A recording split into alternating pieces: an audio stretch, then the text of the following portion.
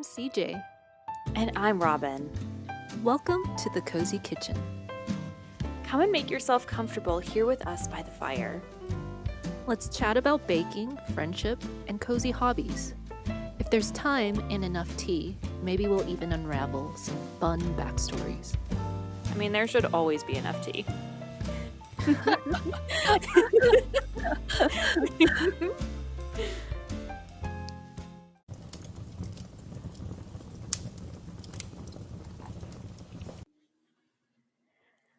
All right, hello. Welcome to the Cozy Kitchen. Come and pull up a chair. We've got some tea for you. There's a nice roaring fire right over here. And we're so excited to have you here. How you doing, CJ? I'm doing well. The weather's doing very nice. It's very sunny. It's a nice day to talk about what we're talking today. Excellent. And yes, today is part 2 of our recipe swap adventures. And so in the last episode, we talked about how I gave a recipe to CJ for strawberry pretzel salad. And if you're curious about what that is, and if you haven't listened to the episode yet, what are you doing here? Go listen to the episode. Because today, for this episode, we are going to be talking about how CJ gave me a recipe for scallion pancakes. And I am so thrilled to talk about those today because they are delicious. Yes, so scallion pancakes, they're a pretty stable dish in Chinese cuisine. And my biggest memory that I have making it was actually at a temple. So there's this temple up in Ukiah, about 3 hours north of, it's adjacent to Ukiah. But anyways, that's a minor point. 3 hours north of San Francisco. And they had a vegetarian restaurant. So it's a Buddhist temple. They had a vegetarian restaurant within the campus. And I remember being there one summer, and in the kitchens, they taught me how to make scallion pancakes, but obviously without scallion because this particular Buddhist sect didn't eat like garlics or onion. I think they used... Interesting. Like nothing in that family. Yes. Yeah. Anything in that, I think is allium family.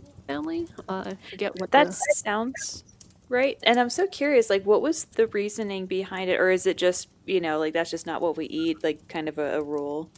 The reasoning behind not eating what they call pungent herbs is it's mainly for like distracting from your I guess cultivation is what they call it. But like, when you meditate, if you had lots of, let's say you just ate like a lot of garlic, your breath ends up smelling kind of like garlic. Your body smells like garlic. So then when you're meditating, then it kind of becomes a distraction. And I could see that. Yeah, I could too. Yeah, that makes sense. That's the rationale there. But to me, I'm like, whatever. Like, yeah. What? Yeah. So would you say you have like good memories of scallion pancakes, or are these something that you ate a lot growing up? Or like, I guess, what was your very first the very first time you can remember having them? Oh gosh, like I became vegetarian, or this particular sect of vegetarianism, when I was 5. So I don't really have that many memories before then. There are very few that I remember. So all throughout childhood, my mom would make it with this other herb that was considered like kosher. And it had like it's its own flavor. It's called tune sinethus, Chinesis, or I don't remember the scientific name, but it's the leaves of this particular tree that's native to China. And it has just like an aroma that almost simulates onion, but not quite. You could definitely tell the difference, but it isn't a lasting aroma. So once you eat it, you don't stink of it. So that's why I was. So she would use this herb, the crushed up leaves, just kind of like a pesto, and use that to make these pancakes.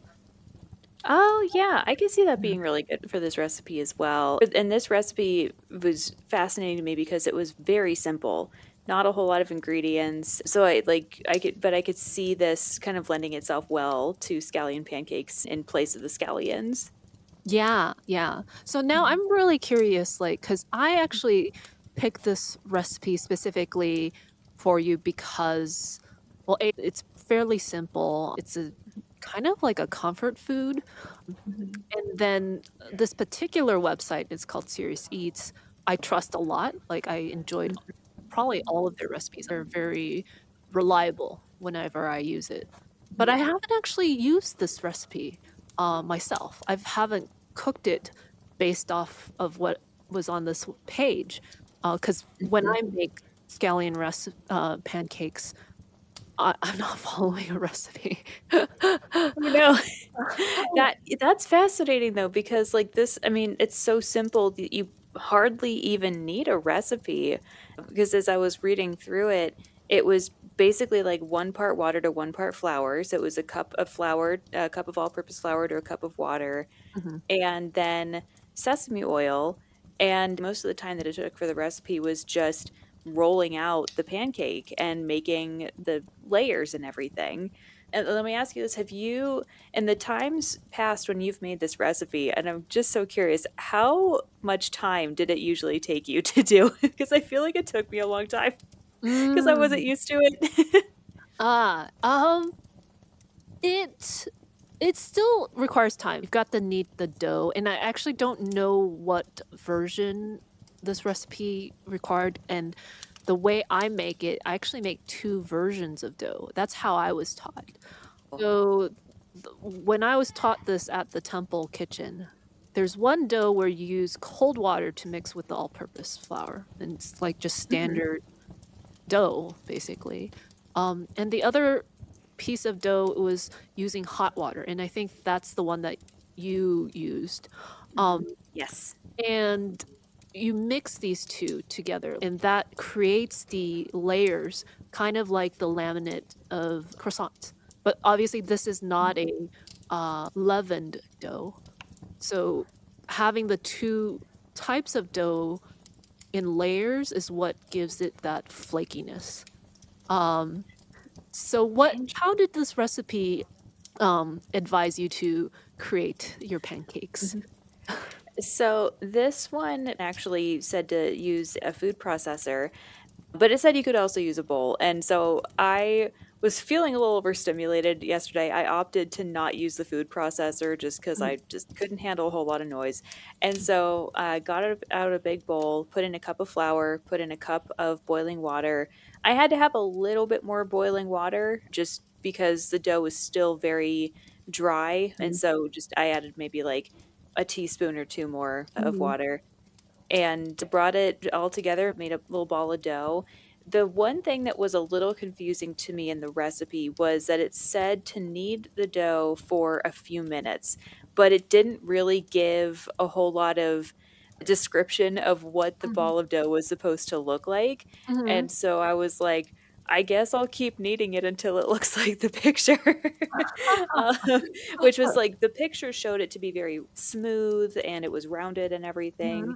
Mhm, And I will say, working dough that has been made with hot water instead of cold water, I mhm, found it to be way easier. mhm, And it was fascinating because the recipe was also going into talking about how using hot water makes the proteins in the flour react differently than if you were to use cold or even lukewarm water. And it breaks down the proteins a bit more mhm, because even though you want to, the goal is, I think, to end up with a nice flaky pancake. Like you're not looking to get nice big pockets of air bubbles or anything necessarily. Like you want the dough to be crispy, but I was reading in the recipe that you're aiming for something that's got a chewier texture. And that's what I wanted to ask you, CJ, like, whenever you've made these in the past, is the goal to make them chewier, or do you prefer something that's a little bit fluffier? Like, what would be the absolute best version of this recipe in your eyes? mhm, mhm. So I like a little bit of the flaky crispness on the Mhm, outside.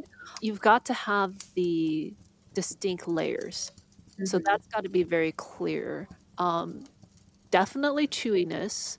Chewiness, is a requirement as well, but it's that balance between that chewiness, crispiness, and a little bit of flaky, so I would err on using as much oil as you want, make it a little bit richer, okay, mhm. that way you are sure to get your layers if you use enough oil. Because if you don't use enough, Mhm. then the dough is not gonna laminate.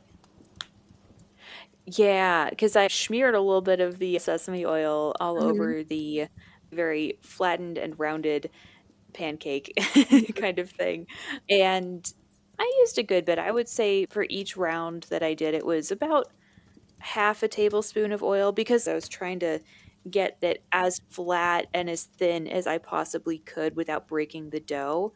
Because that to me is just like, oh yeah, the flatter, the more it'll be able to be rolled up, and the more it's rolled up, the more potential for layers and everything. yeah. So I rolled this thing out paper thin. I really tried.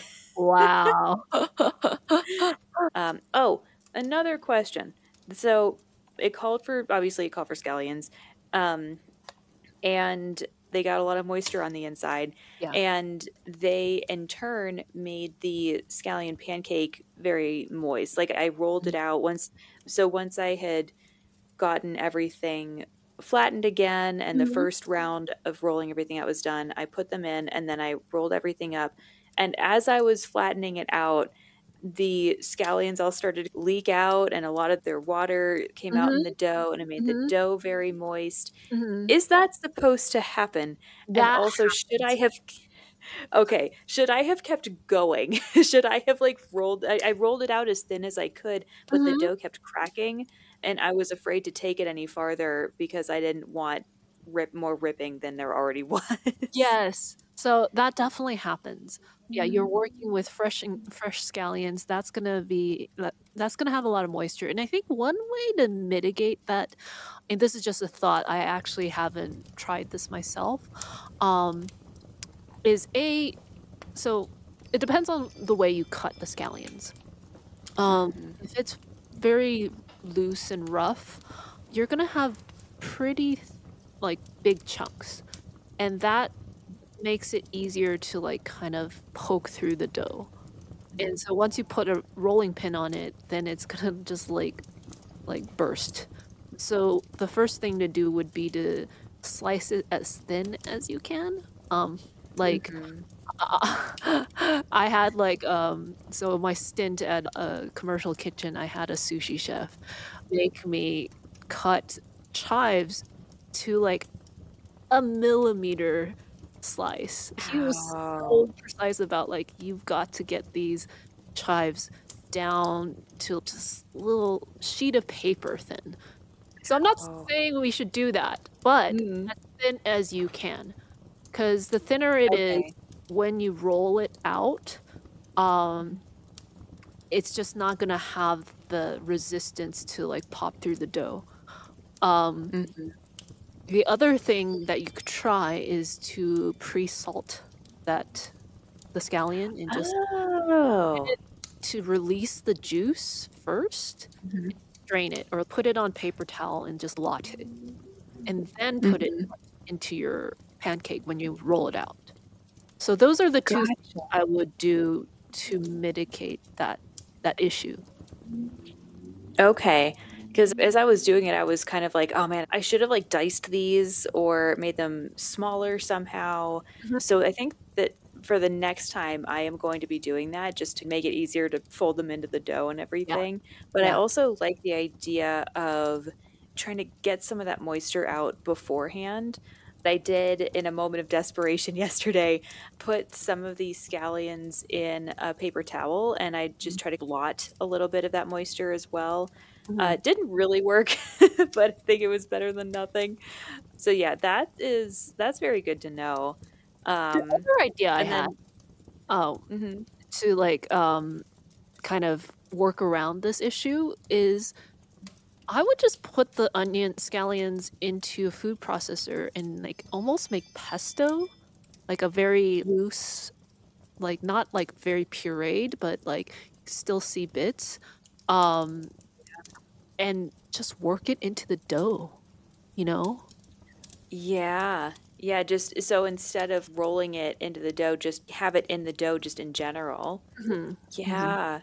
That would honestly make things a lot easier, and then that way, whenever it does come time to roll it out, smear in the sesame oil, roll it up, like, that would make that part of the process so much easier. You could do that so many more times Mhm. because I really didn't roll it and flatten it and do all that. I probably didn't make as many layers as I could have because having those scallions in there made it so that the dough was just breaking, and I really was nervous about working it too much more. Yeah. But yeah, I love the idea of just putting why not? Like, why not just put the scallions right in the dough and work it from there? I love that. I'm gonna Yeah. do that next time. And it could be as wet as you want, because like, you basically use the moisture from the scallions to be part of the dough. You make it into the dough. Yeah, that's the other thing because there's really nothing in the dough, it's literally just water and flour. There are no spices, no salt, which you don't really need it because you're going to dip it into a soy sauce mixture. But yeah, my partner and I were talking yesterday about how you could add more flavor to the dough, but is that a common thing? Like, is it preferred that that dough be the vehicle for the scallions and the sauces and everything that you eat it with? Um, I think all it is just salt. Just enough salt that it's Mm. not completely tasteless, but not so much salt that it would make it too salty when you dip it in soy sauce, because it's often served Mhm. with a soy sauce mixture. That was gonna be my next question because this recipe did come with a sauce kind of mixture, and it was soy sauce, rice vinegar, a little bit of sugar, Mhm, and I think that there was also a little bit of sesame oil in there, and then some chopped scallions. mhm. So you mentioned that it's usually just soy sauce that you eat it with. Are there other sauces that you can enjoy it with? And Mhm. also, if you are seeing this dish on a table, what other dishes would be surrounding it? Okay, that's a good question. So, s I think the other sauces would just be, like, spicy, you know? People Mhm, will dip it in a spicy sauce, maybe pair it with a little bit of thinly sliced ginger, that's often served with ooh, dumplings. So you'll find this in pertaining to that question, what else is it served with? Um, mhm, it's a pretty standard, like, it's across all Chinese restaurants that I've been to. You can usually get this mhm, dish, whether it's dim sum place, which is Cantonese, mhm, or Sichuan place, which is more inland. Those are two very different cuisines. Like dim sum mhm, Cantonese food is a lot more like sweeter, never spicy. Um, mhm, it's milder, whereas Sichuan food is like hit you in the face, mhm. spicy and making you sweat type spicy.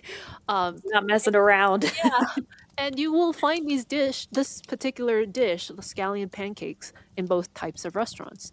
So it's kind of like the vanilla cake of Okay. yeah. Yeah.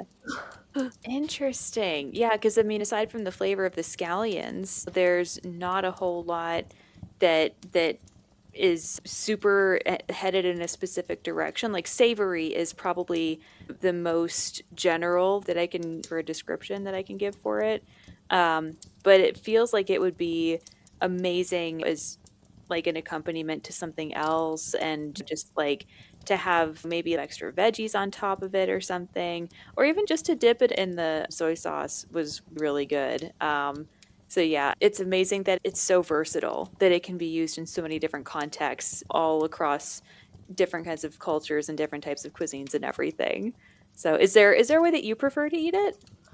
Um, It is more of an appetizer dish, so it usually comes Mhm. out in the beginning before the main courses. I like the standard way of eating it. You cut it into almost pie slices and Mhm. take your chopsticks, and then you're dipping it in soy sauce and you just enjoy it. One Mhm. way I have seen it made, and this is in Taiwan, and I was there recently at a night market, and they take these pancakes and they crack an egg on it. And so, Mhm. you can make it in various sizes, and they will make it slightly bigger than your standard dinner plate, and they'll put, like, all sorts of fillings inside. So they crack the egg, they kinda smear it around, and you flip it, side to side. Well, so you first cook it, but on one side, and then flip it over, then crack the egg, and you're cooking the other side and Mhm. then you flip it over again until everything's cooked. Then they would put fillings in it. It could be like meat, veggies, and then they drizzle sauce onto it. And then they wrap it up almost like a burrito, and that's breakfast to them. Ooh. Um, Oh, nice. Yeah, that would be amazing. yeah, yeah. So that's another Mhm. way of eating it. Mhm. There's just, Mhm. as I said, it's so versatile. But one thing Mhm. that I was curious about is, did this recipe, and you said earlier, are there any spices? Did this recipe call for any pepper? In Nope. Oh, okay. Okay. No, So no pepper. It was literally just flour and water, and that's what you used for the dough, and then the scallions, and then the sesame oil that Mhm, you brush on mhm. the inside. So yeah, no pepper or salt or Mm. even or anything. Oh, But I feel like those would both be pretty good to add to the dough. yeah. So one variation that is commonly done is not to the dough is still made with water, flour, and often Mhm. salt, but once the dough is kneaded and you're rolling it out and you're during the process of putting sesame oil on, some folks will put, a dusting of white pepper, um, Ooh, and that's, that would be good. yeah, that I recommend that. It's Mhm. not as it's different from black pepper, but I would say white pepper is pretty characteristic of this flavor combination of sesame oil, soy sauce, and white pepper. Nice. Oh, very good. I love that. Yeah, I'm gonna have to try that next time too because like, it was like the scallions did make it very flavorful, and so did the sesame oil. So it'd be really fun to see what else I can use to make it, um, kind of like enhance and get get other flavors in on that. Mhm, mhm. So I'm gonna have to get some white pepper because I don't have any. Yes. So you mentioned that it took longer, than you expected, or I guess maybe more effort. Mhm. Um, Tell me Yes. about, like, was it because there was any challenges in the process? Like, what made it more, or maybe it's because it's the first time you've done it? Like, what made it more Yeah, I think it's just because it's the first time. The first time I make any recipe, it takes me about 10 times longer than it normally would to make it if I was more used to making it. So, for Mhm, example, I can make a batch of chocolate chip cookies within about 30 to 45 minutes. Like that takes no time. I memorize the recipe, I know what I'm looking for. mhm, That is easy peasy. I can do that. But even for a recipe that was simple like this, it took me about 2 hours, I think, to just mm, completely make it. Also because the dough needed to rest for about 30 minutes. So by the time everything was all said and done, and when I say make the whole recipe, I mean like from the very second I get out all of the ingredients to the second I am turning off the stove. mm. Um, I'm counting all of those steps. So it's like actually getting to the point where I could have something that I'm ready to eat. Definitely not as long as 2 hours, but it felt like it. Yeah. And also the process of making the scallion pancake, I was reading in the recipe that the technique that you're using is very similar to laminating, like how you would for a croissant, and just upon reading that, my brain went a little bit into overdrive because I was like, "Oh, shit." This is if this is anything at all supposed to come out looking and tasting like a croissant, I am in trouble because I've laminated before, but yeah, it is a process. And so I was very much mentally gearing myself up for a very long drawn out process of just rolling the dough and then curling it up and re-rolling it and curling it up and um so yeah, but it was thankfully not that involved, and I was able to get a pretty solid effort. I'd say it was a pretty good attempt for my first attempt. It looked um, great. Thank you. Yeah, I'm glad that I read through the recipe notes as well because it did give some really good tips on keeping the heat at like a medium low because I could see how easy it would have been to just scorch the whole bottom of it. Mhm, So I'm glad that I kept it at like medium low. mhm, Um, and I needed more sesame oil than I was imagining that I would. Like it very mhm. much was, like in the same way that you make a pancake with butter in the pan. Like you needed a good amount of sesame oil for this one too to achieve that crackly, flaky kind of a texture. So Yes. it was good. What is the if you were to, um, tell a new someone who's never made this before, like, what is, like, the biggest tip you would give them? Mm, my biggest tip would be to dice up those scallions very, very finely and to not be afraid of it because it does come together. It just, like you just have to be brave and go for it. Mhm, mhm, um, but yeah, I think that having the scallions, because I just sliced them, I was like, oh, it'll be nice to have these little rings in there, and it was nice. But the next time I do it, those those little guys are getting put in the food processor, and I am going to get them a lot finer. Because, like you said, I really liked your idea of just mixing them into the dough in the first place. I feel like that's going to imbue it with a lot more flavor. It's going to be easier to get everything laminated and to really get those layers going without having the dough getting all torn up mhm. from these bigger chunks of scallions. Yes. So, yeah, I would definitely say this is a beginner, maybe even intermediate friendly recipe Mhm. and it's delicious and 100% you should be trying it because it's really, really good. Awesome. I'm so glad you and your partner enjoyed it, because it's a Mhm. staple. Yeah, it's really good. And he already is saying like, can you make it again, please? So, So, one tip here, as mhm, you, make it in the future, you mhm. can make it ahead of time. So, what I do Oh, is nice. if you maybe double the batch, you're gonna make it anyways, you might as well roll out a few extras, and you just Mhm, put it in the freezer. All you do is just layer it with, like, some plastic wrap between, put it in the mhm, freezer. It could be plastic wrap, it could be, like, wax paper, whatever. Just something, mhm. a layer in between, freeze it, and whenever you want a scallion pancake, you just take one out and put it on the stove. Wow, that's so cool. So by that point, you've already done all the laminating and the folding and the rolling and Mhm. putting all the everything on there. So if you can get to that point and then just put it in the freezer and you're good to go. Yep.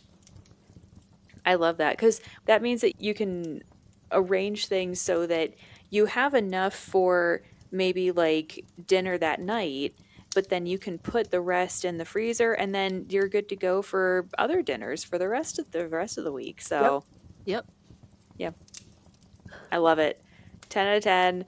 How long do you think it keeps in the freezer or does it just kind of depend on how you store it? Um, so I don't know if it lasts that long for us. Yeah. But I imagine, like, even a month, like, I think it's Mhm. totally fine. Yeah. And did you say that you could take it directly out of the freezer and put it right into the pan, or do you want to defrost it first? I put it directly on the pan. I mean, it'll just heat Okay. up first, and then you start cooking. Nice, very cool. Like, do you like let it steam or anything, or you just it's just going and then you flip it and then it's done? I I don't let it steam, I just, like, because Yeah, just it's let it go. yeah, relatively thin, so the heat will just go Mhm. through it. Yeah. Now, how thin ideally would one of these pancakes be? Because I feel like mine were a little bit thick. No, they looked like they were just right, like, I would Oh, say that's good. yeah, I would say maybe like a quarter inch. Mhm. I think that because if you roll it out too thin, then you're not gonna get the layers, and, like, you want to have the layers, pretty distinct, because that's Mhm. what makes it a scallion pancake. Um, Mhm. so not Yeah. too thin. Don't roll it too thin.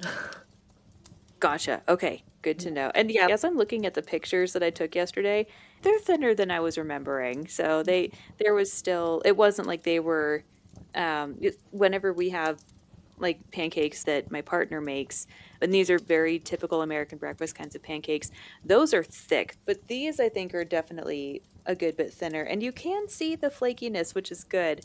And then I was actually watching a couple videos and it's saying that there are a couple different ways that you can fold the dough.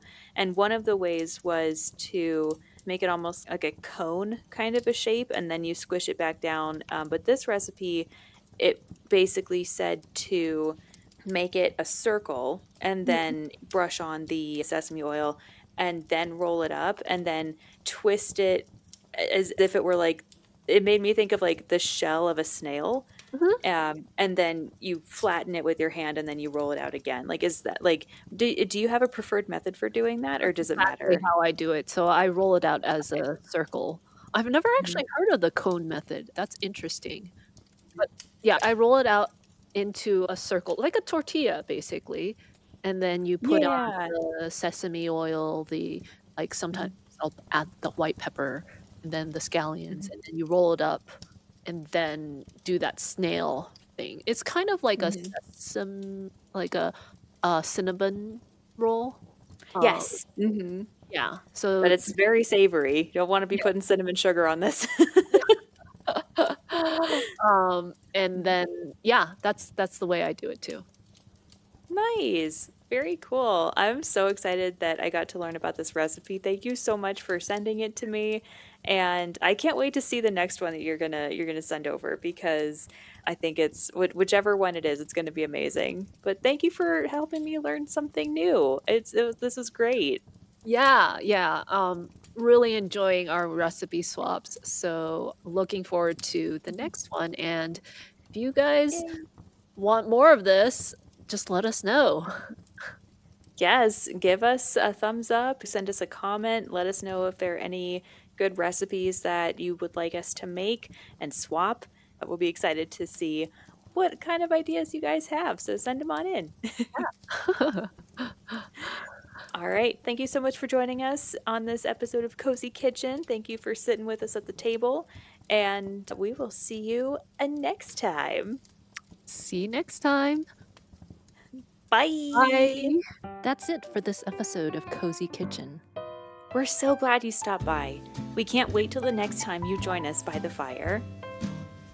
See See you you later. later.